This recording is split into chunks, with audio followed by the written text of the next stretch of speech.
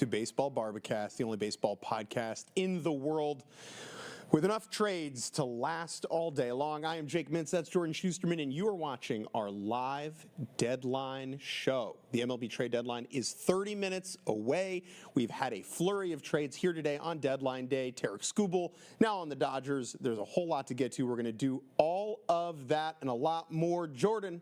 Here we are. We're in the same room. Yep. We're in New York City in the Yahoo studios. Look, we're going to shake hands. So you know for sure this is not like we're green screening in or however technology would allow us to do so. This is legit. We're doing it. And the trade deadline's in 30 minutes. And I think to set the stage, obviously plenty has actually happened. But because teams still technically have time to make moves, and we are impatient and also still looking around at who hasn't. What are we waiting on? Is there still things? Are there still things that haven't happened yet that need to happen, or at least what we assume would need to happen before the deadline? Sure, and we'll get to Adley, we'll get to Luis Arraez, a bunch of the other deals that have gone down already today. But the teams that have to do stuff that haven't quite done stuff yet, and the players that need to move that haven't been moved, what is going to happen between right now and the buzzer going off at 6 o'clock? The Mets need to move Luis Robert. Seems like it. They've already traded almost all of their other rentals, if not all of them by now. It took a little while to get Clay Holmes and Tyrone Taylor, but they've been busy. Luis Robert is someone who you could imagine some team talking themselves into, so that's one I'm definitely interested in. And then Foster Griffin, all-star pitcher with the Nationals and pending free agent. The Nationals have already traded away some pieces.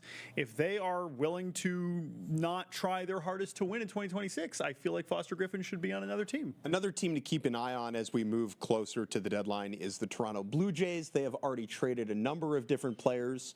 Dalton Varsho on an expiring deal. Kevin Gossman also on an expiring deal. They have yet to trade George Springer. They have yet to trade Shane Bieber. They have yet to trade Max Scherzer. Could we see those guys moving before 6 p.m.? Casey Mize of the Tigers, a name to watch. Yeah. Trevor Rogers on the Baltimore Orioles, who have adopted a very sell-heavy posture so far today. The Reds have done very little. And then when you look at the teams that still have business to conduct, I know the Arizona Diamondbacks are not stealing headlines, but they have been sleepier than any other organization today. They are. Oh, we're getting breaking news on Mr. Foster Griffin. Where is Foster Griffin going? The Cleveland Guardians. We're going to the Cleveland Guardians. Okay, well, as I'm the one that lives in Northeast Ohio, so I guess I should have some comments ready for that. How about that? From DC to Cleveland. Okay, well, I'm curious for the return on that. So we'll get back to Foster Griffin in a second. But I did want to say, the teams that we're waiting on, you mentioned Arizona. They're literally the only team that has not made a single trade since the All-Star break. Everyone else has at least done a little something here and there. Not everyone has done a blockbuster. But Arizona, they're right in the mix there. And also relevant to the Nationals because that next tier of NL contenders who are at least trying to make that third wildcard spot behind the Phillies, likely the Phillies and Cubs, I think that Arizona, Washington, Miami, those are teams. What are they going to do? Let's get to this Foster Griffin trade. Sure. We don't have the return yet. Griffin, like you mentioned, an all-star, headed from D.C. to Cleveland. Griffin was pitching in Japan for 3 seasons. Yeah. Before this year, the Nats signed him to a 1-year deal out of Japan. He has been excellent. 7-8 pitch mix. If there's a pitch on this planet, Foster Griffin throws it. He's not just the kitchen sink. He's the one in the bathroom, too. And he's headed to Cleveland, a team that surprisingly needs starting pitching more than you'd expect. They made this incredible run last season. Yes. The Guardians did, down the stretch to chase down the Tigers and sneak into October behind the strength of their pitching staff. Yep. But it's been a little bit weaker in 2026. I mean, not really. I mean, kind of. But they are top 10 in ERA, top 10 in WHIP among starting pitchers. What is so incredible about the Guardians is that until a couple weeks ago, they had used the same 5 starters. I think they'd used the same 5 starters until they had a doubleheader, so it wasn't even like an injury. And those 5 starters have been Parker Messick, and also an all-star and a rookie. Gavin Williams, who has some of the best stuff in baseball and just has struck out 10-plus in 5 straight games, 5 straight outings. But then the other 3, Tanner Bybee, who they signed to an extension, he's been kind of a mainstay there. The other 2 names, Joey Cantillo and Slade Ciccone. Those are the ones who have been kind of the weaker links recently, and probably the ones most likely to lose their rotation spot to an all-star in Foster Griffin, who, yes, as you mentioned, a seven pitch mix, cutter, four-seamer, sweeper, sinker, curveball, changeup, splitter, and maybe he'll add an eighth with Cleveland. Let's see. Great trade for us. Ohio resident. Yeah, Washington, D.C. resident. Yeah, that's big time. This is really beautiful. This does not mean the Nats are completely going full sell. I think it is worth noting that they may not be focused on 2026. Washington this season has kind of advanced their timeline. First-year president of baseball operations, Paul Taboni, has turned this thing around way quicker than anybody could have expected. Thinking about this October felt unrealistic. Yeah. Even with the offensive performances they've gotten from James Wood and C.J. Abrams, this is not a bullpen built to win a World Series right now. Foster Griffin is an expiring deal. It makes a lot of sense to get something back for him now while they still. And that's why I'm really curious what the return is, because when you looked at what they've gotten so far in their two major deals, Connolly early, a young starting pitcher, and then this group of, I guess, four arms from the Yankees in the Garcia deal, one of whom is already a major leaguer in Jake Bird. But those three of those pitchers are likely relievers. Yeah. Cleveland has some pitching depth that they could move off. I would imagine that that's still what Washington would be targeting, is just as much pitching as possible. I don't know if we have that return yet. But yeah, I think for the Nats, this has still been a really successful season. It does help the timing that they just lost, 5 in a row. So, it feels a little bit more like, well, yeah, of course, we just got mopped by the Braves. We're not pushing for anything real this year. But yeah. It is. So we're hearing that 4 players will be going from Cleveland to Washington. I can confirm, sources telling me, Jose Ramirez, not among them. Okay. He'll be staying put in Cleveland. Plugged in. Yeah. You can tell that he's been working the phones. And hold on. Oh, wait, you know what? What do you got? Because I got Cleveland sources now, too. Yeah, what do you got? No Jose Ramirez in the deal. So I can confirm. You can confirm for both sides. Oh. No Jose Ramirez. But 4 players is compelling. It is interesting because the Nats, under this current regime, have prioritized quantity over quality. They did the same thing in the Luis Garcia deal yesterday. They did the same thing in the Mackenzie Gord deal over the offseason, getting 5 players. We are getting news as we speak right now of another trade. Okay. Jeff Hoffman. Blue Jays. All right, back to the Blue Jays. Jeff Hoffman, main character of the Toronto Blue Jays, will be heading to the Minnesota Twins. Okay, all right. So the Twins, who have also been a bit of a strange character. Also, how about this? A year ago at this time, the Twins unloaded their entire bullpen, including Louis Varland, to the Blue Jays. Let's remember. Louis Varland doesn't pitch every game in October for the Blue Jays if he's on the Twins. Sliding doors moment. That's true. That's a great point. He would just still be hanging out in Minnesota. Now, the Twins, who have been shockingly competent. In fact, they are, I believe, ahead. I guess they're not ahead of Cleveland, but they're right there in Cleveland. They're ahead of Detroit, not too far behind the White Sox. And the real tragedy of the Twins season is that if they had a bullpen, they might be in first place. But the rest of their roster has actually been decent. But because they traded away all of their relievers at last deadline and didn't really replace them, they've had one of the worst bullpens in baseball. They made an early move to get A.J. Minter from the Mets. That was a little smaller fix. They get Dean Kramer from the Orioles. Jeff Hoffman has had a weird season, but under team control for another year, next year. Yes. And he's got ridiculous swing and stuff. He will be the closer. I think 100%. Jeff Hoffman deserves a lot of credit. Jeff Hoffman's final act of the 2025 MLB season was giving up that home run to Miguel Rojas in Game 7 of the World Series, 2 outs away from a ring. He took it hard. He started this season very poorly. He has bounced back and been a good pitcher now for about 3 months. Most compellingly, he is under contract for next season. This is the first move that the Jays have made where they're selling pieces that would have been on the 2027 team. Significant pieces. True. That's a good point. Everything else has been a rental. Last point on Hoffman, there were rumors that he was going to head back to Philly, that they were interested in making that happen. That clearly doesn't go down. The Phillies acquired Caleb Killian, a different reliever, earlier today. Hoffman ends up in Minnesota. We are 20 minutes away from the deadline, and the clock keeps ticking. And this is a reminder, I mean, this happened last year too, especially certainly bullpen arms, because you can imagine these are the ones that have already been talked about for days and days and days.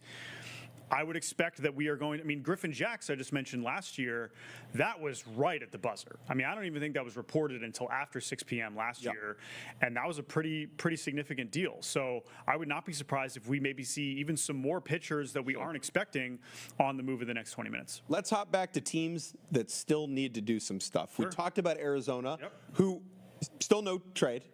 No, but we're still waiting on the Snakes. Come on, Mike Hazen, man. You know what it is? Go. Maybe it's a time zone thing. Maybe they're caught in between the West and the Mountain Time, and they think it's tomorrow. Keep an eye on that. Buyers that haven't done enough. Okay. The Brewers. I need a little more from them. Yeah, they have the best record in the National League.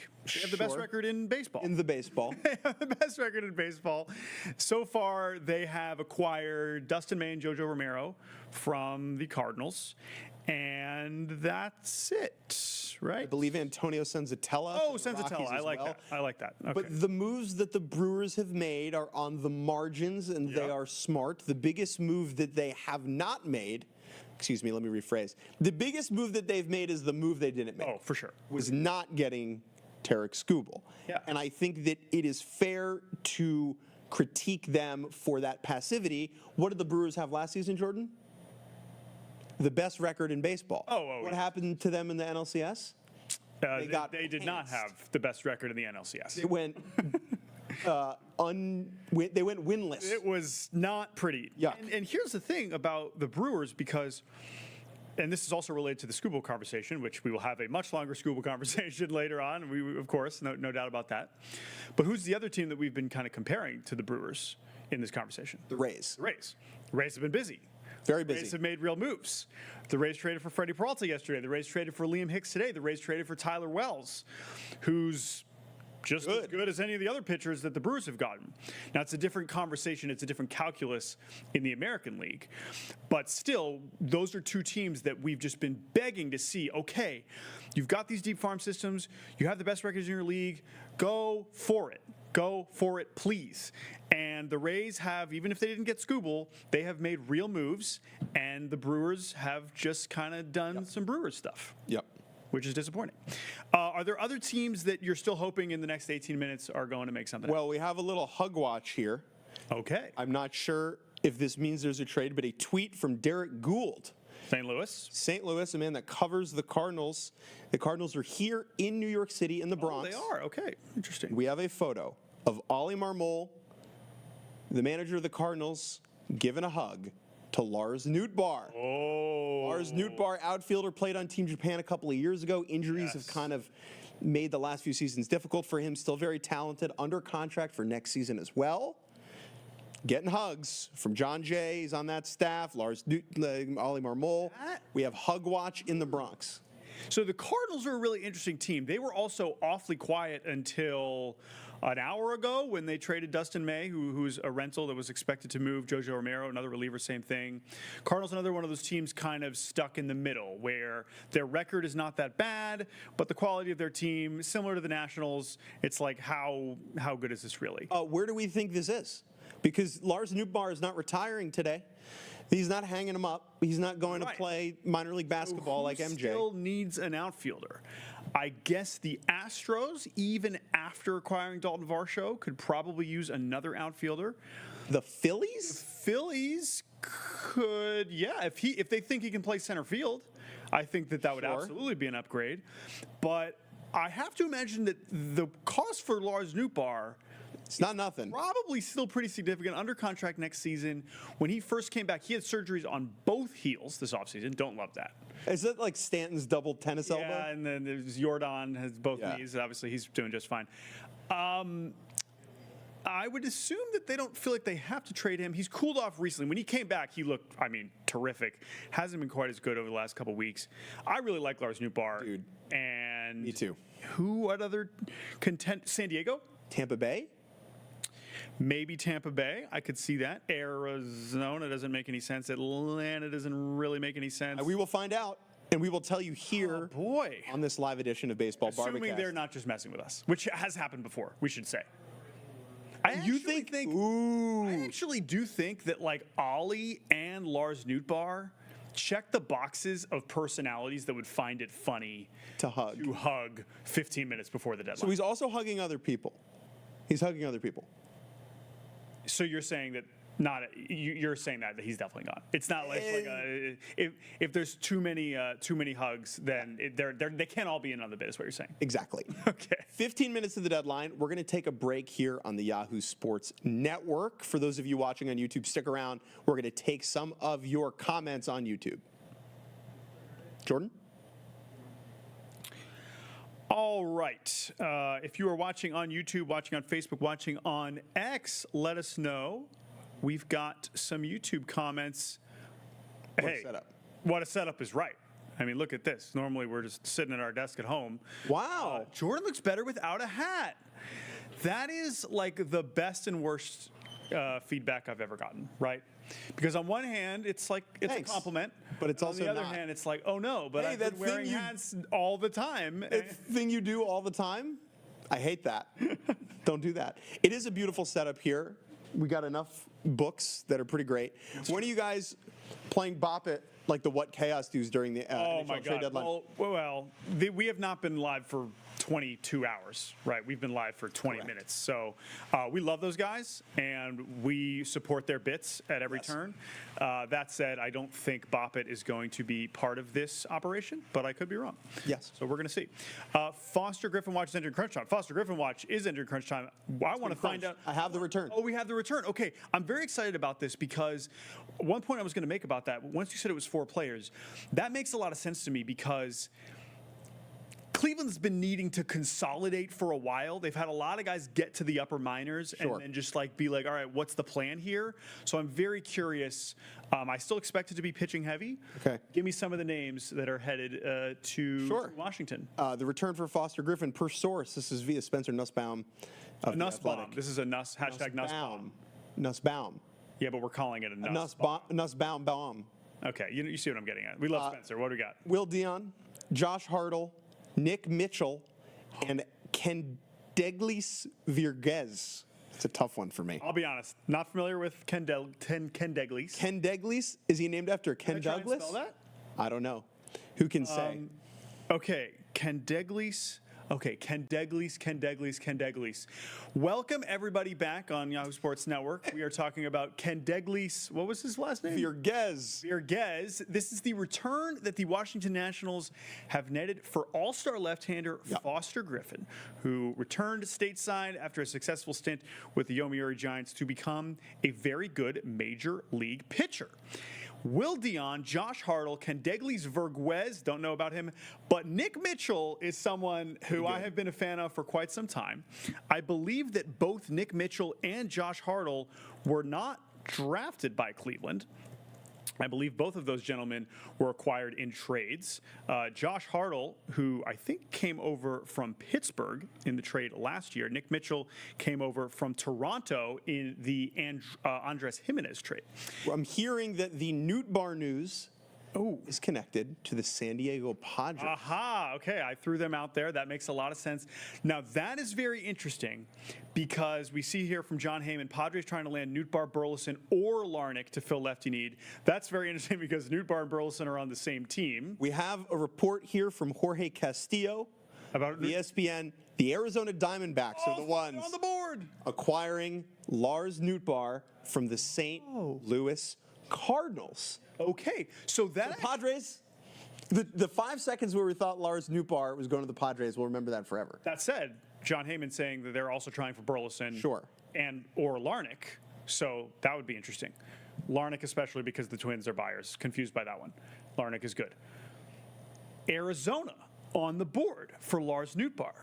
You seem very confused by that, or are you confused by something else? By the way, we'll get back to Hartle and Nick Mitchell and, Sure. and Will Dion. Or not. Or not, because Jake is super. Is this Nootbaar, or are you reacting to something else? It is Nootbaar. I'm just looking at the Diamondbacks. Yep. So right now the outfield is Corbin Carroll in right, Ryan Waldschmidt and Tim Tawa kind of splitting time in center field. Tawa. Max Kepler's been getting run out there. Oh, right, he's on their team. And this is the key point. Max Kepler, the squirming German, a man popped for PEDs over the winter, suspended for 80 games to start the year. But if you test positive for the no drugas, you are no bueno in October. And the Diamondbacks, who have played a lot better recently, look like they got a chance to be in the postseason. Bringing in Newt Barr to fill that role makes a ton of sense. So here are my two things on this one, and we'll wait for the return. Yes, Kepler can't be in the postseason. We're thinking ahead. We should note that Arizona right now has the same record as the Phillies for that second, third wild card spot, right? The Diamondbacks, what's so interesting about their season, when you look at the roster and you haven't really been paying attention to them, you say, well, clearly they need more pitching. They need more bullpen help. They have all these starting pitchers that are injured. They have to trade for an arm. For the last few years, the thing that you've been able to bank on with Arizona is that they rake. I mean, they are just scoring so many runs. I mean, they've been a top 5 offense. This year, 19th in OBP, 22nd in OPS, 12th in runs, 28th in homers. Okay? Now, Lars Nootbaar isn't necessarily going to come in and start blasting the ball into the pool, but that is a good offensive player at his best that will help this offense, which brings me to, okay, I'm also not surprised that they could outbid the Padres because while the Diamondbacks farm system is not amazing, I am not surprised that they have more to give to Arizona or to St. Louis than San Diego does. It's a very interesting trade. So what do we? I mean, he's an everyday player, right? So is he going to be start in center? He'll start in center, or he'll play left. Waldschmidt, right? Waldschmidt, DH, maybe. I like that deal a lot. The Diamondbacks. Let's see. I mean, because St. Louis has done well in extracting value in these trades. I mean, I really like what they got from Milwaukee. I would expect going back in this deal would be some sort of controllable big league position player talent. The Diamondbacks farm system is not great. It's very deep. Yes. It's deep, but it doesn't have any like high-end game changers. I don't think it'll be arms. I think this could be Tommy Troy. Could this be Tommy Troy or Tim Tawa or Ryan Waldschmidt, like one of those three? That trio was rumored to be in the mix for the Connolly Early deal that ended up being Meade for Early with the Red Sox and Nats. Yes. The Diamondbacks were interested in Early, offered Tawa or Waldschmidt or Waldschmidt or Tommy Troy in that deal. Okay. The Red Sox said no because they wanted guys with a little bit more established juice. Interesting. That had been in the big leagues. Could they flip this? Here, the Red Sox. Speaking of the Red Sox, one of our main characters on the deadline. Oh, yeah. The Adley Rutschman trade is, barring anything shocking. In the next 8 minutes. I think Scooble understood, Scooble included. The Adley deal is what I will remember from this deadline because heading into today, it felt like Rutschman wasn't going to get traded. We had heard some rumblings late last night that the Yankees were interested, but like we've known now for a while that Scooble was going to be on the move, and it was just a question of where. For a long time, we've known that. Adley has been rumored to be on the block at previous deadlines. There are always players of this level that are like, could the Nats trade C.J. Abrams? Could the Angels trade Zach Neto? And more often than not, the answer is no. The answer is no, and the guys stay. Byron Buxton is still a Minnesota Twin, no matter how many times people try and put him on trade deadline player lists. Yep. But to see Adley go, to see a player that was the face of a franchise, the hope of a fan base, and to go in division was so remarkable, so shocking. And the O's, to their credit, received a haul and a half for his services. Oh my gosh. We will break this trade down in all its many threads later on. Jordan, 6 minutes, until the deadline comes. You know, we're here in New York City, and when the deadline comes, I think everyone just starts honking. That'd be great. Exactly 6 o'clock. That would be cool. That'd be cool if we start hearing that. I will say, I think the team that I'm thinking about right now, I mean, definitely Toronto, especially now that they've traded Hoffman. Yeah. Do they have one more offloading move? You're so right. Like that's the main character for the next 6 minutes. And remember, we will get deals. We'll get deals flowing in after the deadline. Like it's pencils down at 6, but the news will trickle out. Yeah, and I've asked people in front offices about this. They don't have to tweet it before 6 p.m. basically what has to happen is To call the league teams office? have to send in, they at least have to, both teams have to send an email with the deal before 6 p.m. That has to be in the league's inbox. But that doesn't mean we still might. Now we're going to be on until close to 7. So by then, I think we'll know all the deals that have happened. But we've had deadlines where it's 6:20, 6:25, where there's still some coming in, and I would expect that to happen again this year. So we will see. So, but you're right. Like the Jays, I think are going to be the team over the next 10 minutes that gets the most done.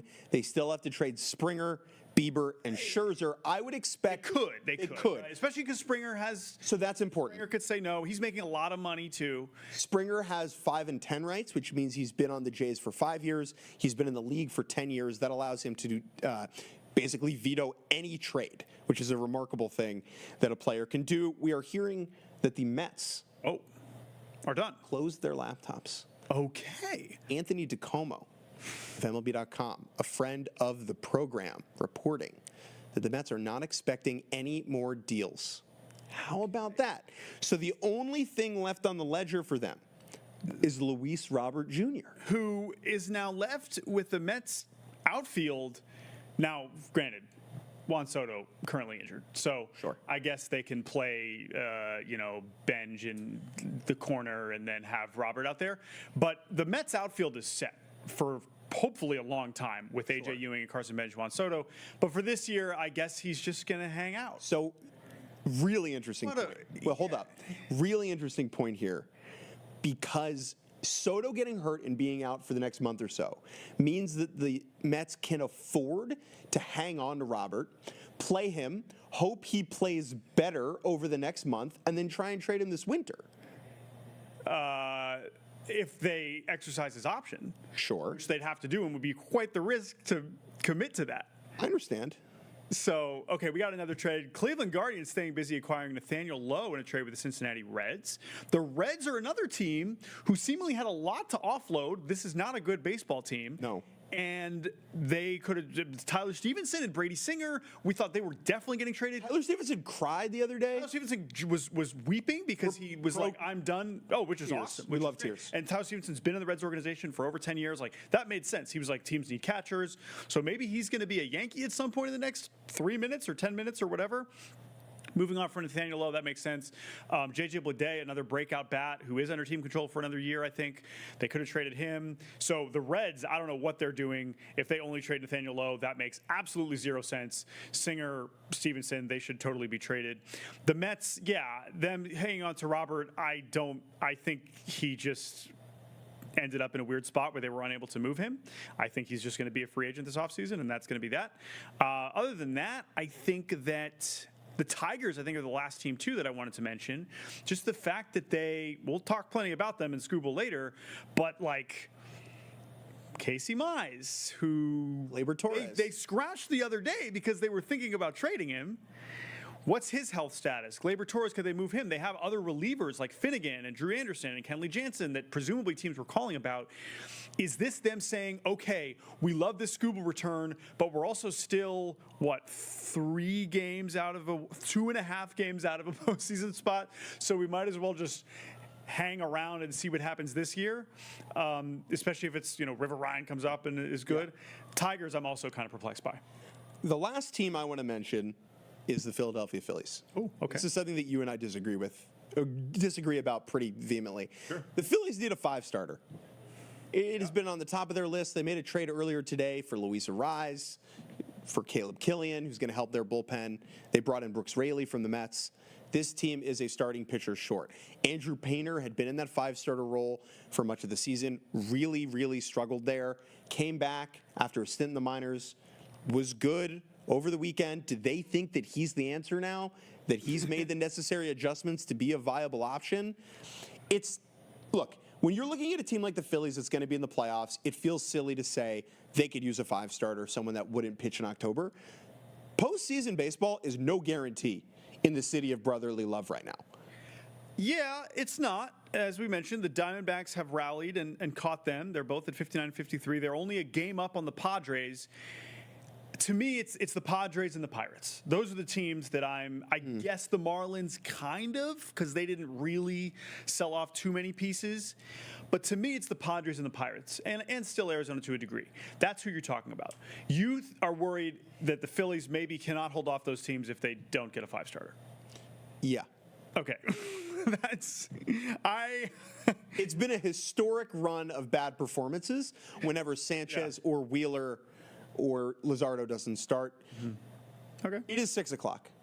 It is 6 o'clock. If the emails are not in, You want to say the line? pencils down. What's the line? That's the line. That's the line. You nailed it. That's the line. Pencils down is weird because that implies that I'd say, okay, pencils down on a test. You only have so much time to take a test. But I like that it's like, imagine how many fewer deals would get done if they had to be handwritten and sent via, carrier pigeon. This day would suck. Or honestly, it would be good because then they wouldn't be able to procrastinate as much. They would have had to really start making these moves days ago. So they're done. It seems like it's over. That's it. Thank you. We are going to have some deals trickling in. Oh, my just have goodness. one. Oh, my goodness. If that is accurate, it is quite related to what we were just speculating about. And it is not the Phillies acquiring a 5-starter. It is the San Diego Padres acquiring Casey Mize. Wow. Oh, my goodness. Oh, my goodness. Which means that we do have multiple number 1 overall picks on the move today after Adley Rutschman, Henry Davis not traded, I don't think. Bryce Harper on the move to the outfield. Harper on the move to the outfield. Are there any other number 1 overall picks that could be traded today? I'll check that. But how do we feel about this? The Padres did swing a deal for Robbie Ray earlier today. They needed starting pitching so badly. They obviously have an elite bullpen that they did not end up trading from. Mason Miller stays put. Adrian Morejon seemingly stays put. Bradley Rodriguez, if you're not familiar with him, he's awesome. Their bullpen is awesome. Their starting pitching is not awesome. And they don't add any offense, unless I'm forgetting something. I would like to talk about A.J. Preller. A.J. Preller, Yes. the general manager of the San Diego Padres, has a reputation as a madman. People know him as a wheeler, a dealer who does not know when to hold them and when to fold them. He goes big, and all Octobers, he goes home. This year, Mr. Preller had a sophisticated deadline. He had a normal time the last 10 hours. Yeah.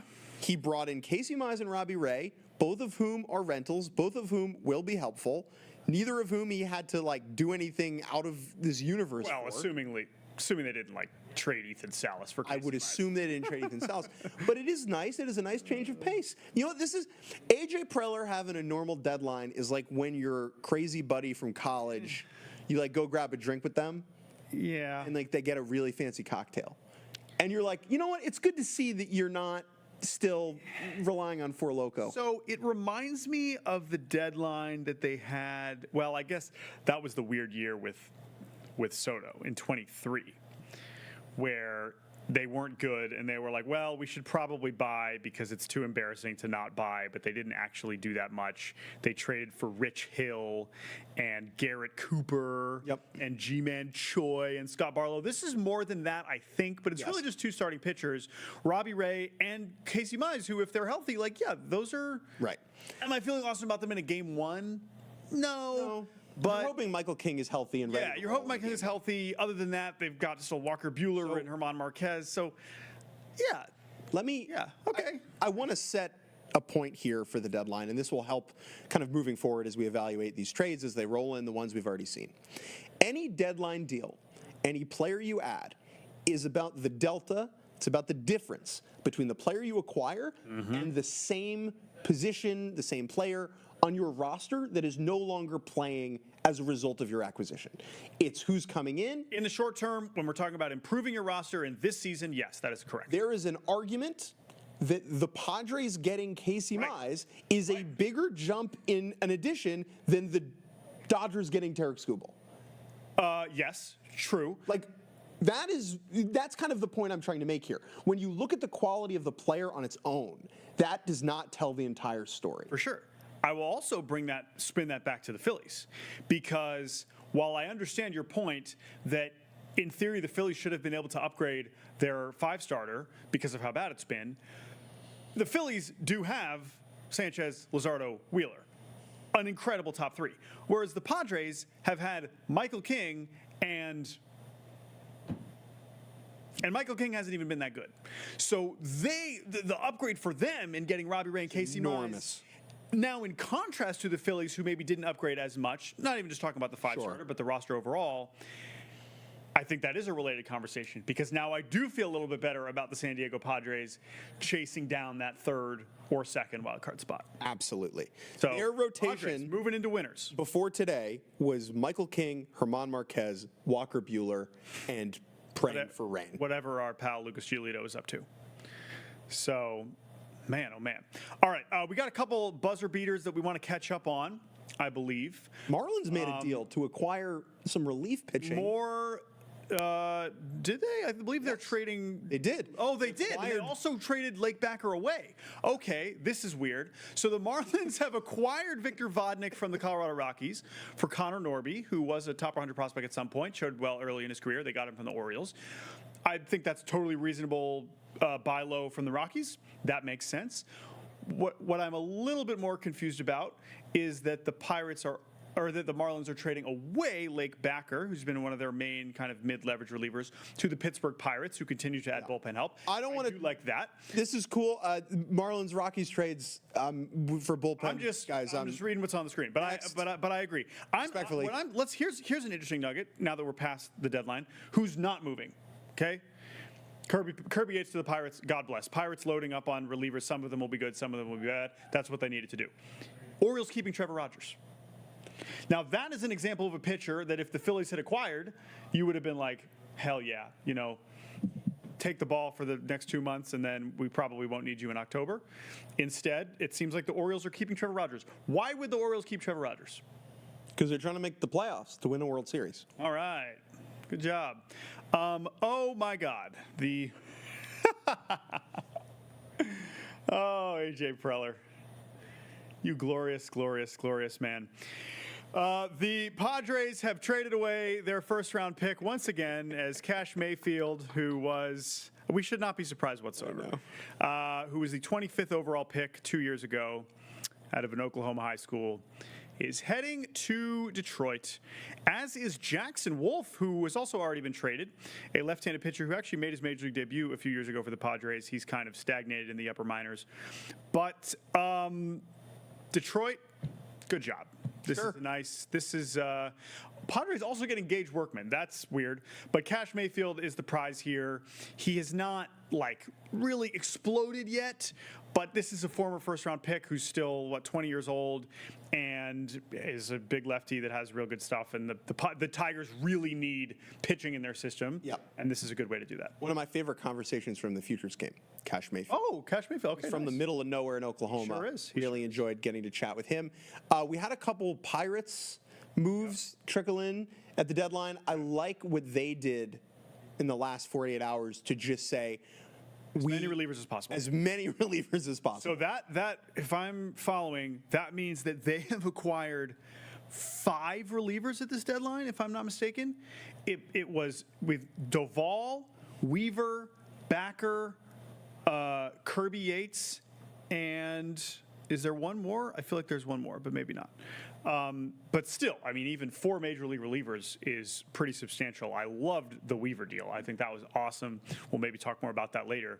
So it was no secret that that's what the Pirates needed, and they have gone out and addressed that in a very big way, and I have to give them credit for doing so because, I mean, I haven't seen exactly the returns for some of these, but, I mean, that is what the Pirates needed, and I'm glad that they made that happen. Other players that are staying put, according to Ken Rosenthal, Zach Neto and Reed Detmers. So we had some spice earlier in the afternoon. Some reports that the Cubs were trying to acquire Reed Detmers. I thought that was a great fit. Instead, sounds like he is staying. So the Angels were willing to talk and consider players under longer-term deals. They Traded Jose Soriano. They trade Joe Adell, who is also under contract next season. Zach Neto and Reed Detmer stay put, which means that as soon as the deadline, or as soon as the season is over, we will resume talking about them as trade candidates. But for now, they will stay with the Angels.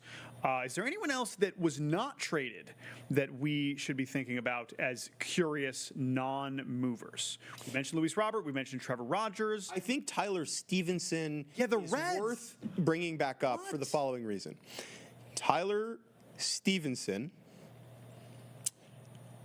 felt like such an obvious fit for the Yankees, who needed to upgrade Or the White Sox? at catcher. The Yankees don't upgrade at catcher. The Reds don't trade Tyler Stevenson. He's got to put those tears back in a bottle. Brady Singer having a tough year in Cincy. He's also not on the move. Springer, Bieber, and Scherzer appear to be staying put in Toronto. Ryan Stanek, who I thought was going to get traded from the Cards, he stays in probably. St. Louis. That smells like one that could pop up at 621. That like no one was chasing that one down. But maybe not. Maybe no Ryan Stanek. And again, no other Tigers. Like the fact that they were willing to move Mize at the buzzer, but still none of these other pitchers, whether it's Finnegan or whether it's, and maybe they just decided, well, okay, Cash Mayfield. We weren't expecting to get Cash Mayfield. And then AJ Preller calls and you get Cash Mayfield. Another fascinating team that I want to talk about for a couple minutes is the Texas Rangers. Oh my God. Who did nothing today. There were rumors that they were going to sell big. We had Jacob deGrom declining a trade. That means that they tried to sell big. They tried to sell big. They tried to trade Jacob deGrom. And Jacob deGrom said, nope. I'm not going anywhere. We heard that Nathan Eovaldi was maybe in the mix, that they were considering Mackenzie Gore. A week ago, there was Corey Seager buzz last night. I assume he has a no-trade clause also. They just got swept by the Astros, right? Sure. A week ago, they traded with the Angels to get Logan O'Hoppe, Chase Silseth. Not that that's like a massive buy. And then instead, they do nothing and trade away Josh Smith to the Blue Jays in the trade that I also don't understand. So, dude, what's great about the Rangers deadline is that it was so boring that the only guy they traded away is literally named Josh Smith. And yet, half game ahead of the Mariners, 2.5 back of Houston. I guess they can still win the division. Like, they've been fine. They could have traded Jock. He's been rejuvenated. Yep. I'm sure teams were asking about him. So I think that what the Rangers did, whether it's the posturing, not buying, not selling, is kind of pathetic. And yet, I can't really write them off because these other teams have been so embarrassing. That said, Seattle Mariners got Taylor Ward, traded Luis Castillo.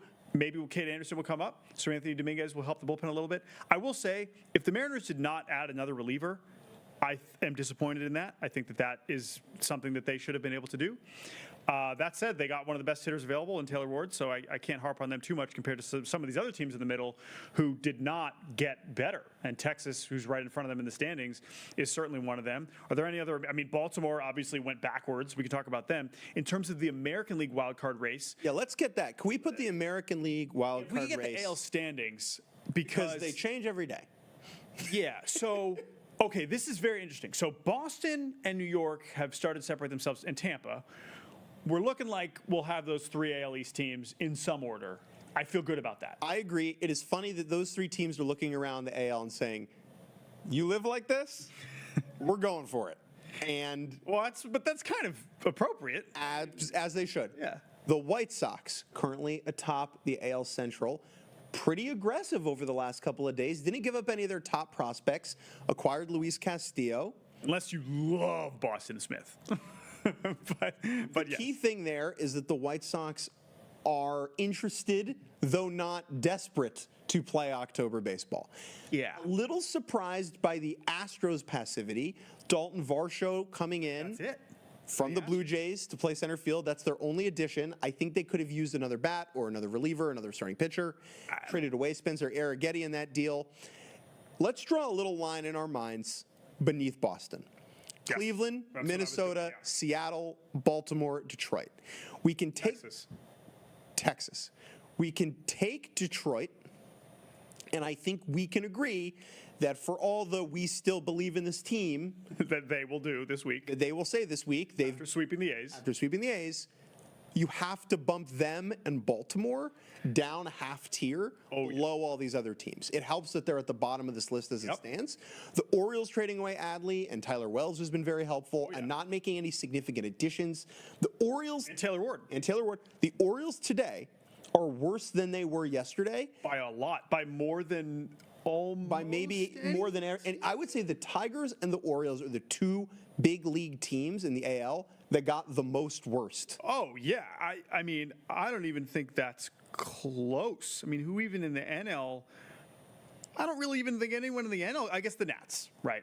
The Nats would be the other team that got a lot worse because they traded Luis Garcia and I'm talking about the AL. But in the AL, 100%, yeah. I think that you're exactly right. So then let's talk about the teams. How much better did these other teams get? The Mariners, in my opinion, are one of the biggest winners of the day. Not just because Taylor Ward is a big upgrade, but because their biggest competition in a very weak division, Houston and Texas, didn't do anything overwhelming. And I would say moving forward, the Mariners remain the favorite to win the American League West. I think that that's right. And you mentioned Houston, why weren't they more aggressive? They ain't working with much, right? Sure. Now, that said, if you want to be like A.J. Preller, you could find some stuff to trade. And they decided not to, you know? Like, if Dana Brown really was trying to save his job, the way that A.J. Preller has seemingly been acting for 7 years in a row, he could have found a way to do better than just Dalton Varsho, in my opinion. And he didn't. Whether that was finding... Super interesting. You know, so I agree with you. And as that relates, and then we just talked about Texas, so I totally agree with you in terms of Seattle. Now, if we say that Seattle is still part of the wild card mix, let's consider those other teams. Now, what's so interesting about the AL in general is that we are not just talking about the wild card. And we are talking about the fact that the Guardians and Twins, who I want to remind everybody, got Jeff Hoffman, who, if he's at his best, could go a long way in fixing their bullpen issues. And they didn't trade Jeffers. They didn't trade Larnick. Like, they kept their guys. They didn't trade Joe Ryan, right? Twins, Guardians are looking at they still could say we could still win this division. And that is the biggest difference between the American League and the National League right now, is that all three divisions in the AL are completely up for grabs. The Yankees, Rays, and Red Sox battling out on that side. In the Central, it's 3 teams, and in the West, it's 3 teams. Yes, for a bye. For a bye. The NL is a completely different landscape. If the Brewers, the Braves, or the Dodgers, if those are not the 3 division winners at the end of the season, it would be very surprising. It would be very surprising.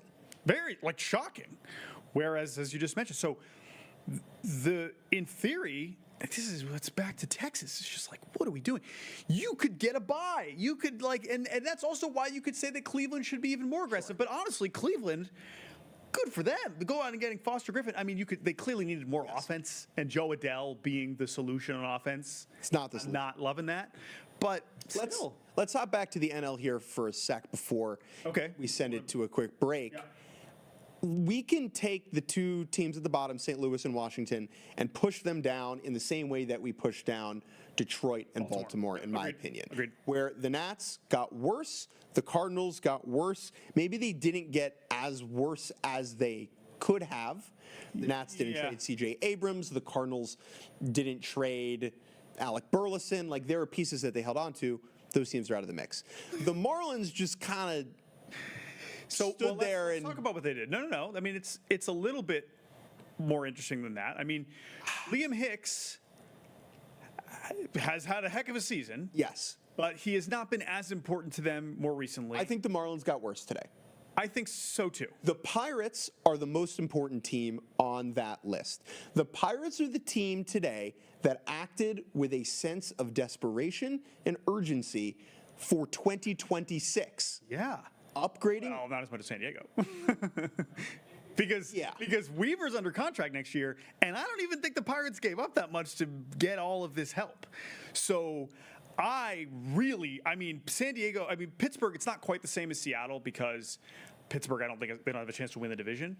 But when you consider that this is the team with the longest playoff drought in the National League, I feel awesome about where Pittsburgh's at. I agree, because they didn't. It would be tempting to do this like enormous gesture. Yes. Of going and getting Casey Mize or getting Taylor Ward. I would rather have all the relievers that they got than any one game changer, because they needed depth more than anything else. All right, we're going to send it to break for all the folks watching on the Yahoo Sports Network. If you're watching on YouTube X in the other room, don't move. We're going to read some of your comments right now. All right. Before we get to our first comment, I will just say, saddest tweet of the deadline from C. Trent Rosecrans. The Reds completed 2 trades, Nathaniel Lowe to the Guardians and Caleb Ferguson to the Cardinals. That's a bummer. My goodness. Snakes alive. Snakes alive. Lars Nootbaar, man. Snakes alive. It was a long time ago. Arson Nootbaar to the Pods. Great tweet. Ooh, that is very funny. I have a feeling Preller is finally going to budge before 6, and Mason Miller is a Mariner. Whoa, okay, well, that's not exactly what happened. Let's actually quickly just talk about... He did budge, but Mason Miller. When Mason Miller decided to... When he threw 30 pitches the other day, in my mind, they weren't going to trade him. That was just Mason Miller was just not a character. Wait, but why did it matter how many pitches he threw? Because, you're not going to over-pitch a guy right before you trade him. I guess. Oh, I guess. Oh, I see. You're saying it's the opposite of scratching a guy is using pitches. Yeah. Do we have the league's email address? Have to send an email on behalf of Cashman. We have not talked nearly enough about the Yankees yet.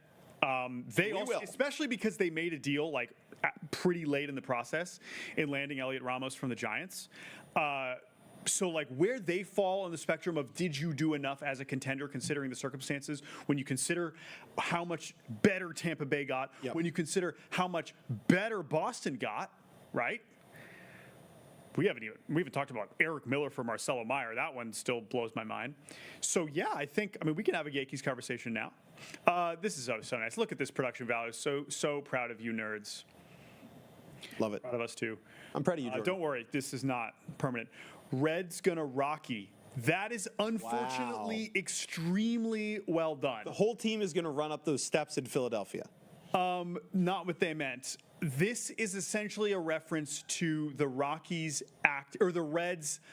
The Rockies used to act kind of in isolation, and it was just what's going on over there? Are they aware of the rest of the league and what they should obviously be doing right now?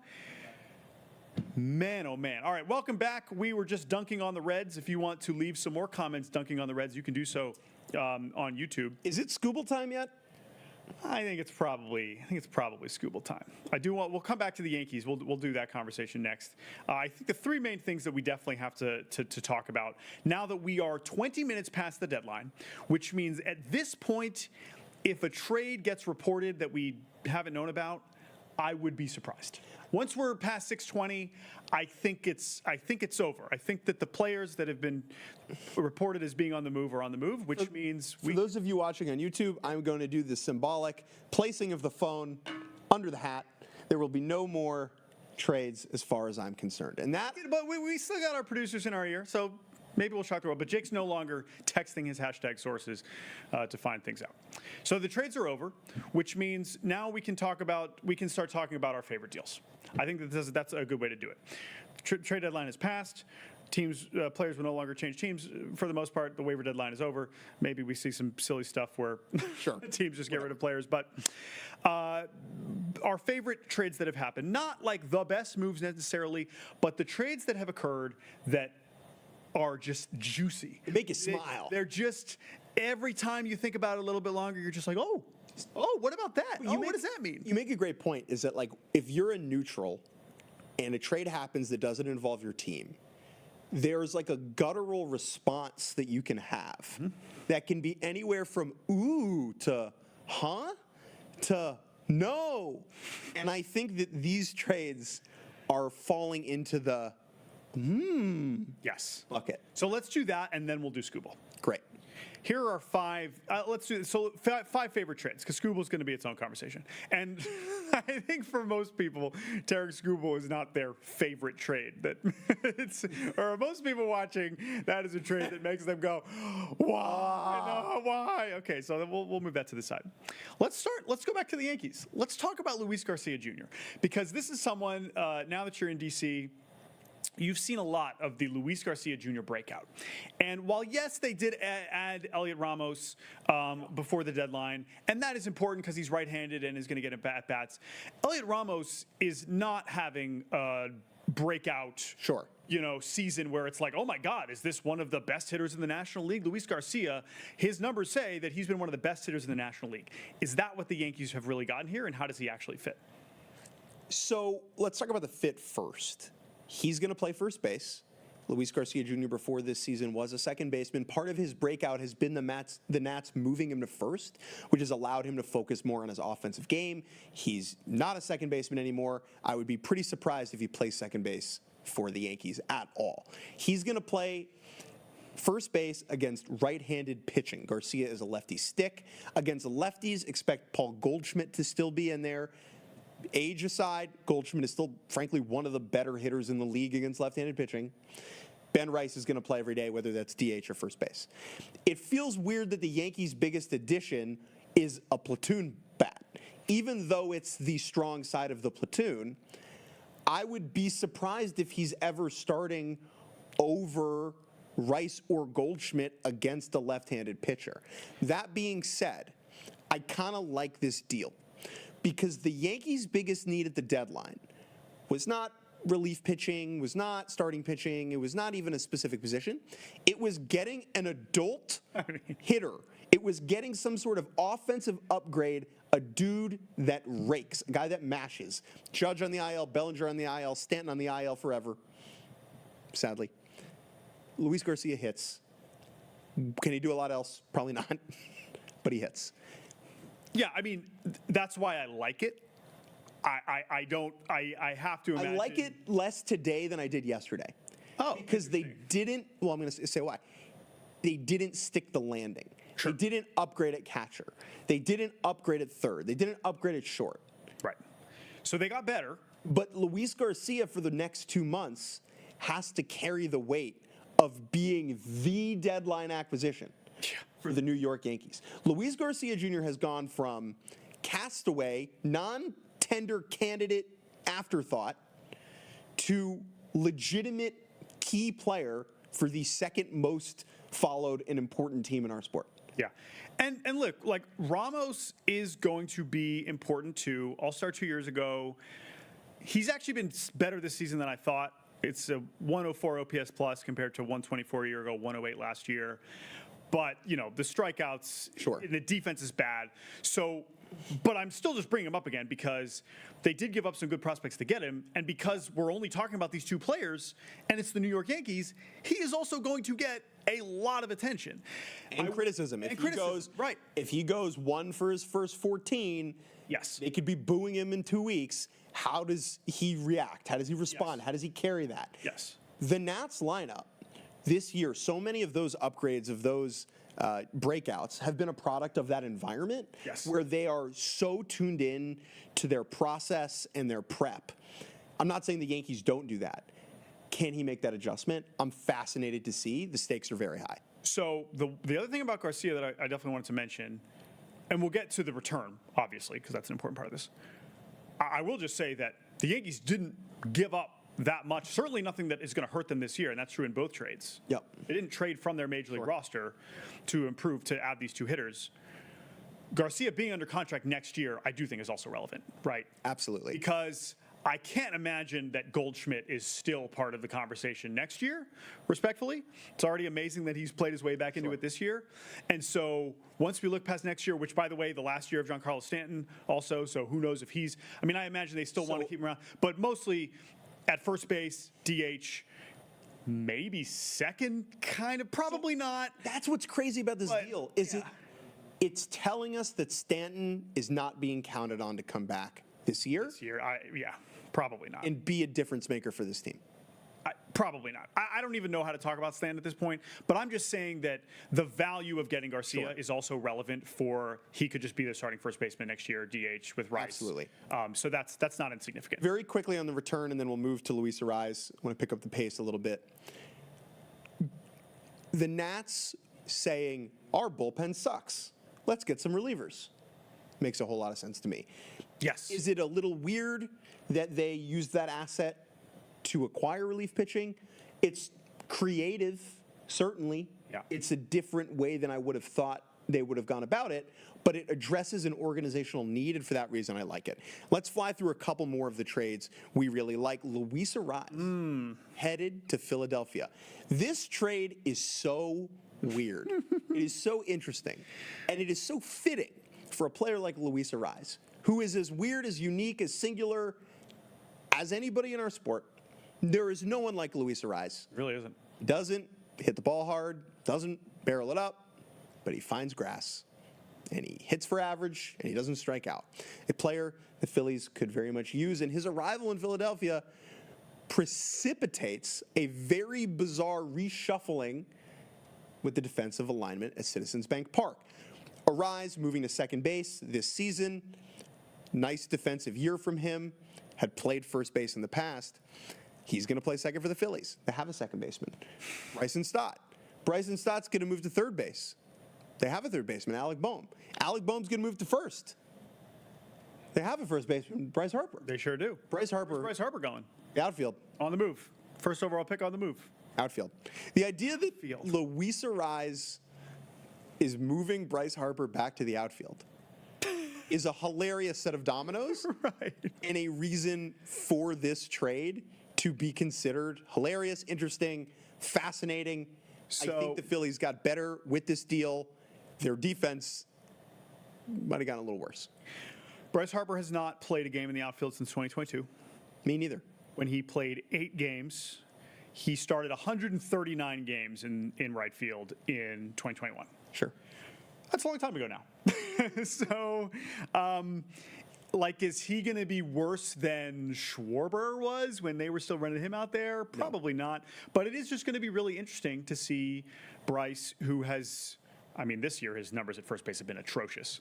And I almost wonder if that's Part of it. part of this is that this hasn't been going great. Yeah, he had generally been good since he moved there, but this year it's been really bad. So I am very interested in that. But yeah, I just love how many pieces they are moving around for Arraez to For 2 months. company. Yes, for 2 months. Yes, I will also just mention with this one, I think Caleb Killian is very good, and knowing that the Phillies needed to add relievers, I think that's part of it too, and part of why they were probably willing to part with a really good young pitching prospect in Ramon Marquez. 3 more trades we really like before we get to Scooble. Luke Weaver to the Pirates. Yeah, I just thought them trading just Sammy Stafura, who's been on fire recently in A-ball, a guy they got 1-for-1 for Brian Hayes a year ago, and they flip him already for Luke Weaver, not just for this year, for next year. If this was just for rental Luke Weaver, I still would like it, and to get him for next year too, for how badly they need relief help. I just love this for Pittsburgh. And the Mets are paying The Mets are paying $6 million for next year. Good job, Pittsburgh. Great bit of business. Great bit of business. The Clay Holmes to Chicago. Love it. I think that one is a fit in terms of pitcher, style of pitcher, and defense with the Cubs infield is just perfect. It's just perfect. And Clay Holmes, of course, working his way back from a leg injury. They needed to add starting pitching. They get Clay Holmes. Yes. They get Braxton Garrett, I guess we'll see. Let's focus on Holmes. This is a Holmes, I guy think, who doesn't have strikeout stuff. That's fine. He gets a lot of weak contact.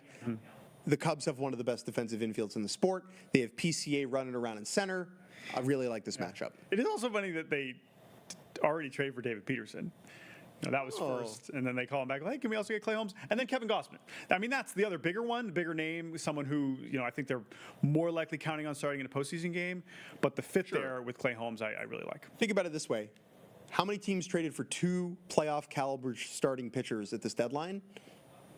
Cubs and the Padres. Cubs and the Padres. I think that's correct. If you really like Chris Bubich, the Dodgers as well. Last trade we really like before. Speaking of postseason starters. Freddie Peralta. Freddie Peralta. to the Tampa Bay Rays, especially in contrast to Milwaukee we talked about. For them to miss on Skubal and then just be like, all right, that's fine. Let's just go get Freddie Peralta. Obviously, Freddie Peralta is having the worst season he's had really of his career. But if there is a team that I'm going to count on being able to make the tweaks necessary, I think that this is exactly what they needed to do. They have easily a deep enough system to go make this happen. Some of the players they got rid of, I love Petre and Gary Gill something, but not a cost that they should be sweating. Sure. A team that should be going for it, trying to win the American League. And I love this. I really like this move a lot. And I'm just so excited to see what they do with him. Yeah, like I trust those people to fix this player. If Freddie Peralta had ended up somewhere else, I might have been a little bit more worried. The Rays are a club I trust. Skubal time. Did you see this? Did you see this news? Yeah. Tariq. Yeah, Tariq on the move.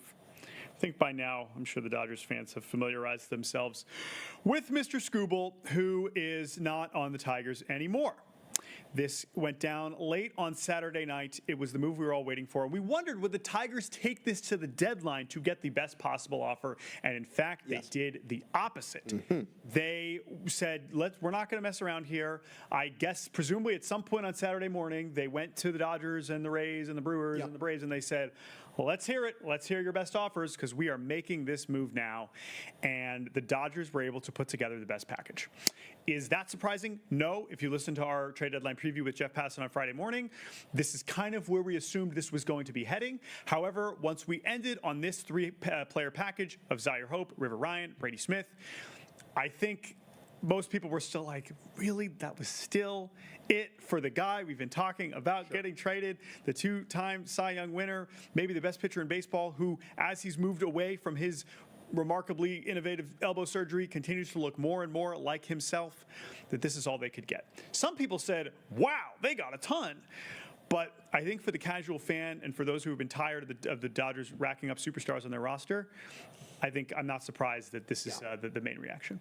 I think our next podcast is going to be a lot of Skubal chat. Yeah. We have a lot. There's so many, and especially because he is going to make his Dodgers debut tomorrow at Wrigley Field. Yes. So Wednesday's pod will be heavy Skubal Dodgers, but because you can just go in so many different directions. Like the players themselves are fascinating. Skubal himself is fascinating in terms of just what he is as a pitcher right now, where he fits into this rotation, why they felt like they needed to do this, what that tells us about Snell and Glasnow and Roki and Ohtani on the mound. There's so many different directions we could go. The fact that they did it is really not surprising, but man, oh man. I mean, they did it again, them Dodgers. Here's where I'll go now with Skubal. The package that the Dodgers gave up to get Skubal, any other team in the league could have assembled that package. Skubal said this today when speaking to the media at Dodger Stadium. Any team could have traded for me. If you don't like what the Dodgers did, play better. Don't like it, trade better. Trade better. That is true. However, the appetite the Dodgers had to make this deal is simply on a different level than any of the other teams in the sport. $1 to me is different than $1 to Juan Soto. Yep. $1 means more to me than it does to a man with a $765 million contract. Fact or fiction? Yeah. The same player of the same general value to the Dodgers means less than the same player for the Brewers or the Rays or even the Braves. And that is because the Dodgers can backfill those holes easier than any other organization in the sport. I am not saying any of this to say we need a salary cap. I think these are slightly different conversations. We will have ample time to discuss this when the baseball is not being played this winter. But it's a fact. The Dodgers can do things that other teams cannot do. And something that gets lost in this conversation, Jordan, is that their financial advantage, which they have earned, manifests in player development. They have more scouts than anybody else. Yep. They have more player development people Coaches, than anybody more else. analysts. They have more analysts than anybody else. Exactly. Whenever one of these orgs is firing pro scouts, the Dodgers swoop in and take That's them. exactly right. And it's like they can do that because there's so much money in the bag. Yeah. And now, that doesn't mean that they still don't get credit for doing the evaluation to trade Michael Bush, also an expendable piece for Zaire Hope that you can then flip for Tarek Skubal. Trade Matt Beatty for this guy, River Ryan, 11th round pick, who spent 5 years at a D2 school as a Division II as a two-way player, and see that we can turn him into a top pitching prospect that we can trade for Tarek Skubal.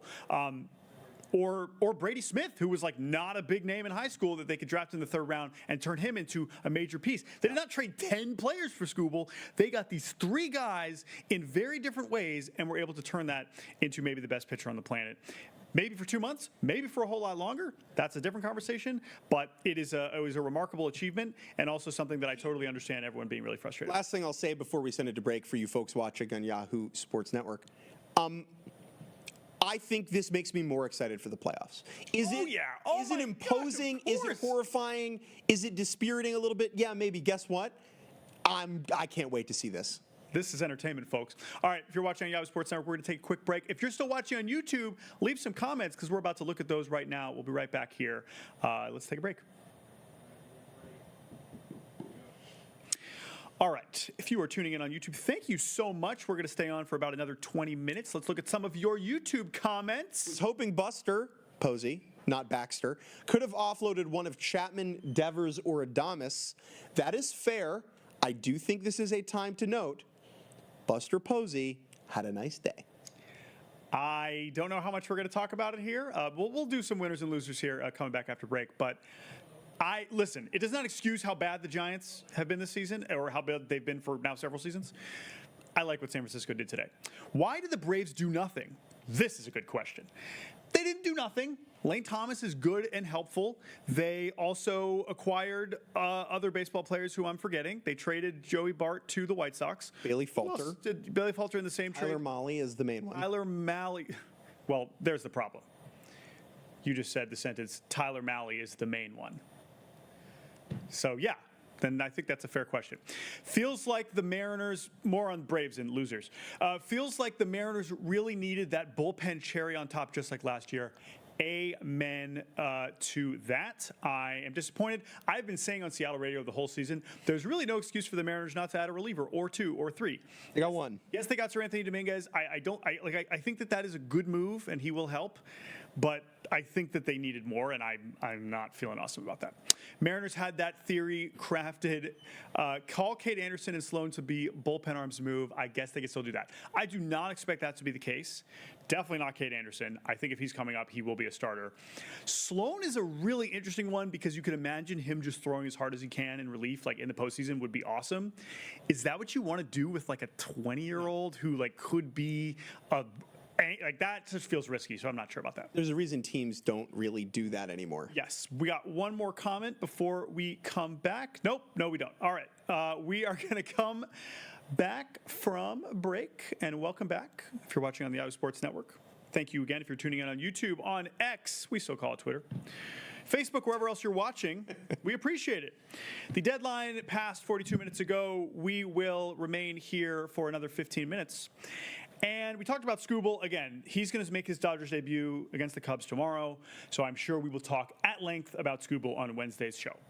But there is one big move that we have not talked about nearly enough on today's show, and that is the Adley Rutschman trade. All right. Oh, Jake's going to try to get out of here. No, Tag it up. Right there. Stay right there. I have to talk about it? Jake has to talk about it. Okay, guys. Oh, my goodness. Okay. Let's go long on Adley here, and then we'll do winners and losers before we say goodbye. All right? This is a shocking decision. This is a shocking decision for both teams, and that is why we're going to discuss this at length. Because, as you mentioned earlier, Adley Rutschman, while his name started to float out there because the Orioles were clearly willing to offload some pieces, major league pieces, he is under contract only for next season, and it doesn't seem like they've been able to make progress on an extension. Yeah. But even that, when Mike Elias has been asked about Adley Rutschman, he has been pretty consistent, saying things along the lines of, we want him here, saying things along the lines of, like, he's one of the best things we have, is Adley Rutschman. He's a big part of this. And, of course, he's a big part of this because he was the first overall pick. He is a catcher. And if you have a catcher who is an all-star, And we're going to talk about in a second just how good is Adley Rutschman. It's just such a good thing to build around, especially when you have the defensive impact that Adley provides. Yeah. Not to mention the clubhouse impact and just like Sure. he means so much to this era. And while they obviously were not able to accomplish what they set out to accomplish when they drafted him, moving on from him in a season where you're not really that far out of it and you still have him under team control for next year, it was going to require quite the offer. And the Red Sox did put together quite the offer. But before we get to that offer, let's talk more about what this really means for Baltimore and why this is still a fairly embarrassing sequence of events, even if they are going to be rewarded with B+ or an A+ in their trade return, which we can get to in a second. I just have too many thoughts. Can you ask me like a definitive question? Why are Orioles fans probably not feeling very good right now? If you're an Orioles fan, you can tell us in the chat that you disagree. But why, and as someone who your family's Orioles fans and you grew up an Orioles fan. Well, so let me start there. Sure. Today felt like the last gasp of my Orioles fandom. Yeah. Now, part of that is because now that we work in the industry, I view myself as an objective different perspective operator. The players wearing black and orange are no better or more moral beings than the players wearing black and red or whatever. Adley Rutschman meant something to me. Yeah. Where after the Orioles leaped into the rebuild in the end of 18 and into 19. Dove into the darkness. Rutschman was the hope that it would one day be better. And that hope came true. He led the Orioles to playoff appearances in 23 and 24. 100 wins. For it to end this way is so weird. It's so bizarre. More than anything else. And did the Orioles win this trade in a vacuum? Absolutely. Yeah. You don't play baseball in a vacuum, friends. You just don't. And play baseball at Camden Yards in front of your fans. In front of not enough fans. But I think that's a relevant point. The Orioles have not been in the top half of attendance since 2015. Yeah, that sounds about right. And the part of that is like there is so much tension between the front office and the fan base, in part because the front office keeps saying, oh, yeah, we understand we're working a little bit ruthlessly and efficiently, but just trust us. And they have not earned that trust. And that's what hurts about this, is that trading Adley makes sense for a number of reasons. Here's why trading Adley makes sense. How good is Adley Rutschman? Maybe not that good. He ranks like 20th among catchers in a bunch of categories over the last 2 years. He's been on the IL 5 times over the last 14 months. Hurt in every possible way. Free agent at the end of next season, a season that might not really happen. Yeah, Samuel Basallo is under contract for 8 years, plays catcher, and is really good. They got a haul and a half from the Red Sox. All of those things make sense. I get that. That every Orioles fan understands all of those various dynamics. This is an admission of failure, is what this is. Trading Adley is saying, we did not get the job done while this guy was here. That, more than anything else, more than the return, is a bummer. And I think that today Orioles fans feel worse about being an Orioles fan. They feel worse about the organization than they did yesterday. And I'm sure there are people sitting in the Orioles executive front offices who probably won't see this, maybe you will, saying, okay, Jake, but we like the players we got back. That might be true. Guess what? You do not have the benefit of the doubt anymore. And for the Adley Rutschman era to end without a single playoff victory is an embarrassment and a failure and an indictment of Mike Elias at the helm of this team. I am fascinated by the benefit of the doubt because you could say, won 101 games, won the division, went to the playoffs again the next year.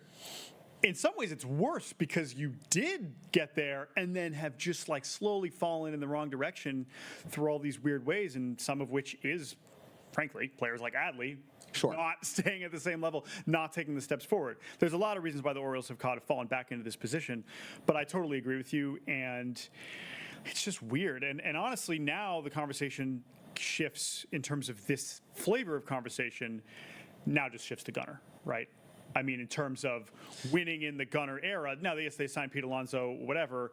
That's a different thing. By the way, reportedly they were also considering trading Jackson Holliday, which I don't even know what to make of that. That would have been another first overall pick that could have been traded, which would have been really strange. But I do agree with you that they just still have. Yes, you did just trade for a bunch of awesome prospects who I could talk about here briefly.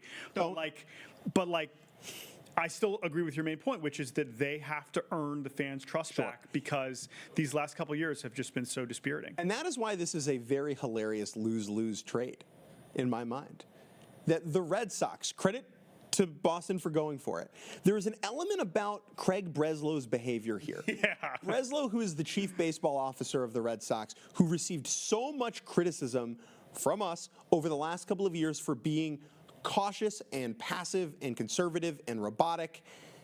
And he has almost turned that and been like, "Oh, you want me to be? You want me to just be cool GM guy and just trade? Who cares about these prospects?" We get this from Sean McAdam, a fantastic beat writer for the Boston Red Sox, who gets this from another evaluator from another team. Quote, "I'm absolutely dumbfounded by this. This is literally one of the most ridiculous trades I've seen in 30 years." Now, presumably, this is someone who does not value Adley Rutschman very highly and is looking at this package of the 2 first and third round picks from the Red Sox last year, Kyson Witherspoon and Anthony Ianson. Anthony Ianson, who is now, I think, universally considered a top 5 to 10 pitching prospect in baseball. Absolutely. And Witherspoon, who was just a first rounder last year, who could very easily become a top pitching prospect in baseball. Andy Azokar, a 19-year-old outfielder, one of the most productive teenage hitters in the minors.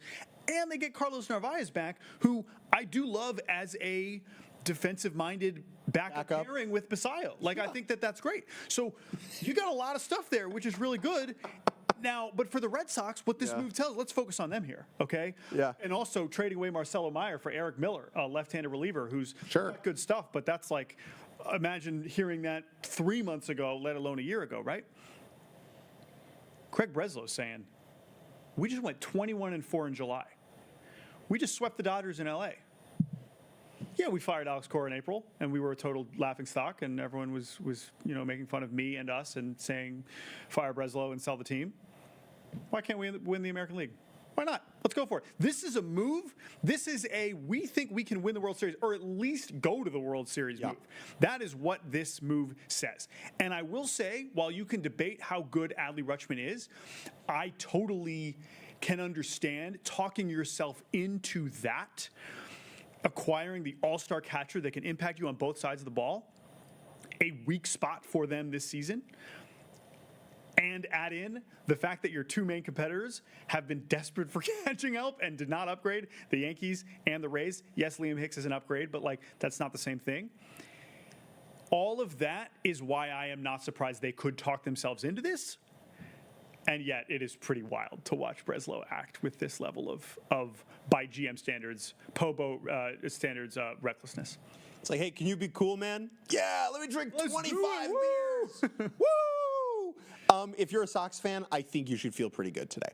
I think so. Yeah. I think the idea that the front office is finally operating as if they really want to win. He said it. He said it after trading for Curtis Mead. But you can say it. This is doing it. Oh, yeah. He did it twice today, and it is a change in approach based upon feedback. And if you're a Sox fan, you should feel fired up. We could all die in a year. Who knows? Live today. We should. I mean, I would feel a level of whiplash and kind of nausea for who is this guy? These last few years have been. Is Craig Breslow gonna get an earring? But I'm fired up to go to Fenway Park. Is he gonna have a face tattoo? Yeah, right. I'm not. Man, oh man. Craig Breslow is wearing skinny jeans and Jordans at the Yard. I love this. So anyway, mid-season. Okay, so forget a midlife crisis. Mid-season crisis. I will say, as we transition to winners and losers of the deadline here, if you're just plugging in the trade values, maybe you wouldn't say Boston, but screw it. We're having fun. Red Sox, winners. You got better. You've probably had your fans. Yes, you will have your fans who care about prospects that are like, oh my God, what are we doing? Sure. But and you might say, are we really a World Series contender? Who cares? You've been along for a heck of a ride this year, and now you're going to keep flying high. Winner for me, Los Angeles Angels. Operating like a normal freaking organization. Yep. They had things to sell. They sold them. They got good players back. Love getting Moises Ballesteros from the Cubs in exchange for Ryan Zerverjon, a reliever. Love that move for them. They held on to Detmers and Neto, pieces that they think can get better, their values can get higher. Love what the Angels did. Love what the Jays did. Sure. I mean, for them to part with the two obvious rentals in Gossman and Varsho, because the pitchers and Springer were just more complicated, so I'm not going to hold them to that. Trading Hoffman is a little weird. We didn't even mention the top guy they got back in that deal from Minnesota, Dason Hill. Love that guy. Like, they needed pitching in their system. I like that deal. And Soriano, and Spencer Arrighetti. Like, those are pitchers that can really help their rotation next year when they clearly needed arms. The 2026 Jays are worse today. The 2027 team just got a whole lot better. And that should be encouraging for the Jays fans. That, this organization sees itself competing next year. The Jays fly to the top of the list of organizations that really hope next season doesn't get canceled. 2 more winners. Yep. The Giants. I just think that this farm system over the last couple of years has gone from desolate, uninspiring to just kind of loaded. I love their draft this year. I love the trades that they made. Buying low on Marcelo Meyer, who isn't technically a prospect anymore, but still a really exciting young talent. I just think that, again, doesn't excuse how bad they are on the field in the major league level. Still a ton of questions going into next season, but I think that they did what they could. Considering the situation, love what the Giants did. Last team that's a winner, the Tampa Bay Rays. Going out and getting Freddie Peralta, getting Liam Hicks. The Rays have done a bunch of weird stuff at the deadline over the last number of years. They've been in the middle trying to thread a needle. This year they understood that they were buyers and they bought. They didn't get too funky with it. Let's fly through the losers before we get out of here. Jordan, you're a winner, but I'm a loser. Finish on a losing note. Losers, Mets. They've been losing all year. What's new? Especially in contrast to the Giants as the two obvious sellers with stuff to move. I liked some of the prospects that they got, but it did not feel like, man, they restocked the system in a way that I really do think that the Giants did. Milwaukee Brewers. Just come on. Again, contrast to the Rays. Opportunity there. Don't just roll over and say, we have no chance against the Dodgers anyway. Why even bother trying? Come on. Come on. We just did this. Just at least try. At least give it a chance. The Blue Jays did put up a fight. If it goes a different way and Mizorowski just throws a no-hitter, you do. Yeah. I'm not going to say you have no chance because of what happened last year. I wish they did more. Atlanta, same thing. I would have expected Anthopoulos to be way more aggressive, and he just wasn't. And then I guess the Yankees fall into that same category. Did they get better, more better, great English, than the Brewers and the Braves? Yes, because I think Luis Garcia is awesome. But did they address needs? Kinda, not really. And with how much better Boston and Tampa got, I think you have to put the Yankees in losers. Last loser, Orioles fans. Yeah. Are the Orioles a loser? I don't know. No. It's a different conversation. No. Orioles fans, it is a weird day. The promise of a brighter tomorrow has been promised once again in a different fashion. There are surely teams that we did not, players, trades that we did not talk enough about on this trade deadline special. The good news is that our podcast will continue. Our podcast will persevere forward. The baseball will continue to be played. In fact, they're playing baseball right now. The Nationals and Phillies are playing right now. Oh, we'll watch that. So we're going to go do some writing. Thank you all for tuning in wherever you tuned in. Thank you to all of our wonderful producers here in the Yahoo studios for making this show possible. Make sure you're subscribed to the Yahoo Sports MLB YouTube channel.